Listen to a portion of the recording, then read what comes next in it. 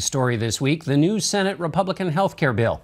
Like the first version, it would repeal the Obamacare mandate to buy health insurance and reduce funding for its Medicaid expansion. But the new bill adds $45 billion to tackle the opioid abuse, keeps some Obamacare taxes on the rich, and includes Senator Ted Cruz's proposal to allow insurers to offer a bare bones plan. Republicans can only lose 2 votes and still pass the bill. Kentucky Republican Senator Rand Paul says he's a no, and he joins us from Bowling Green, Kentucky. Good morning, Senator. The bill has been delayed because of Senator McCain's surgery on Friday. How will that change the way this goes forward?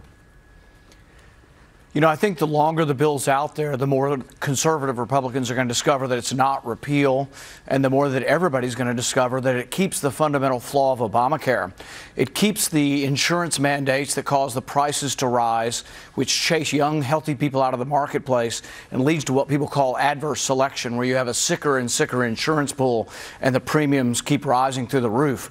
And one of the amazing things to me is, for all the complaints of Republicans about Obamacare, we keep that fundamental flaw. And the reason Republicans acknowledge this is they make a giant insurance fund to subsidize those prices. Basically, they're subsidizing the death spiral of Obamacare.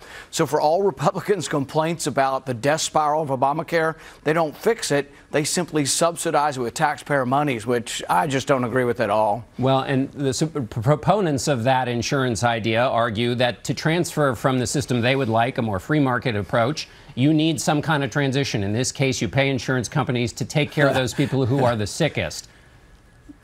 Yeah, well, insurance companies make about $15 billion in profit every year. I'm not for any taxpayer money going to a company that makes 15 or an industry that makes $15 billion a year. I think it's absolutely wrong. It's not at all consistent with conservative principles, free market principles, or being a Republican. It also has nothing to do with repeal. I mean, we promised the voters for 4 elections. They elected us to repeal Obamacare, and now we're going to keep most of the taxes, keep the regs, keep the subsidies, and create a giant bailout superfund for the insurance companies. I just don't see it. Well, Senator Cruz and Lee have supported an amendment that's a part of this. They're conservatives. They see things on many issues the way you do. So why are they so wrong? They thought they'd had a solution. No, I think they're trying to do what's right. So they're trying to make it legal to sell other insurance policies that don't have the regs. But the problem is it's being done in the context of keeping all of the overall regulatory scheme of Obamacare. So you still have the death spiral, even with their amendment. Their amendment gives us more freedom, so I'm for their amendment. But in the context of keeping most of the Obamacare regulations, you will still have a death spiral. And that's why even the Cruz amendment, people are saying, oh, we need more money in the insurance bailout fund because the Cruz amendment is going to cost us a lot of money, taxpayer money, to try to stabilize the insurance markets.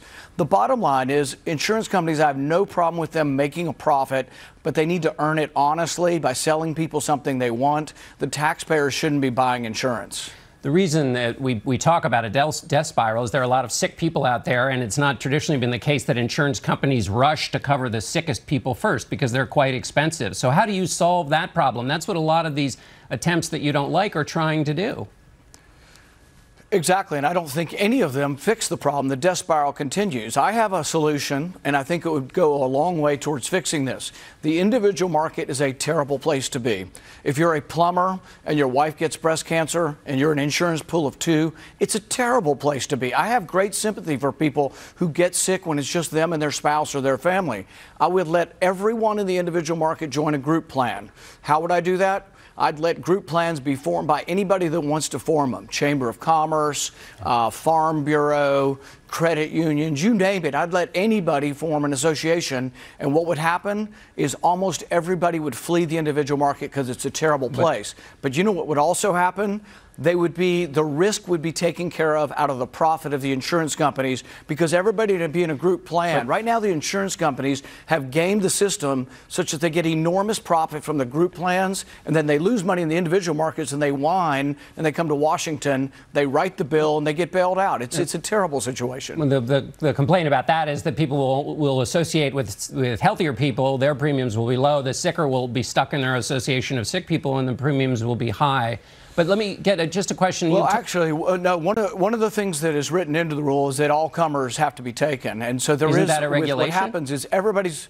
Yeah, well, the thing is already the rules have been in place for a long time, since the 90s, that group insurance has to basically cover everybody, and it does. So if you work for a company and you get group insurance, they can't exclude you because you're sick. So companies already have had sort of protection against pre-existing conditions and protections against being sick. But what happens, because we base it on employment, the sicker and sicker you get, the less likely you are to be employed. They get pushed into the individual market, and this is a game. The insurance companies love this game. They get all the healthy people and they reap enormous profits. And then if you get sick, you leave employment, you don't have insurance, then they gouge you, drop you. And then they say, oh, no, we really want to help people that are sick, but we'll do it if you subsidize our profits. And it's like they make $15 billion a year in profit. We should not be giving them any taxpayer money. All right, Senator Rand Paul will have another week at least to make your case. Thank you so much for being with us, and we'll be back in 1 minute with our political panel.